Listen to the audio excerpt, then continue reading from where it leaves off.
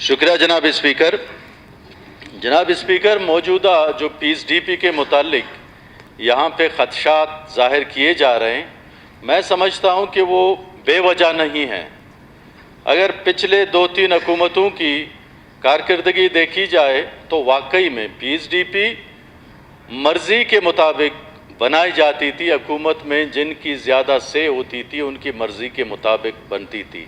अब चूँकि अपोजिशन के ख़दशात अपने हैं कि जी हमारे इलाकों को जिन इलाकों से बिलोंग करते हैं अपोजिशन के MPA साहिबान, वहाँ पे उनको ख़ास अहमियत नहीं दी जाएगी, हुकूमती अरकान के हल्कों को ज़्यादा अहमियत दी जाएगी।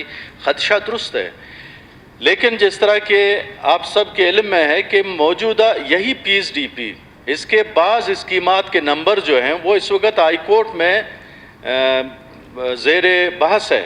हाई कोर्ट के अंदर बाकायदा उन पे केस है, लेकिन इसके बावजूद अगर चीफ मिनिस्टर साहब ने ये यकीन दहानी कराई है कि कैबिनेट भी एक फोरम है, कैबिनेट ने अगर उसका सही मुनसिफाना जायज़ा लिया और सही बुनियादों पे PSDP की तकसीम की तो शायद हाउस मुतमैन हो जाए।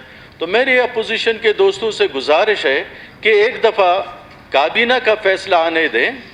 कैबिनेट के फ़ैसले के आने के बाद अगर दोस्त मुतमैन नहीं हुए तो इस असम्बली के फ्लोर पे भी बात की जा सकती है और दोबारा कोर्ट भी जाया जा सकता है। तो हमारे पास सारे ऑप्शन अवेलेबल हैं, लेकिन एक फोरम जो मौजूद है, दस्तयाब है, उसका रिज़ल्ट तो आने दें।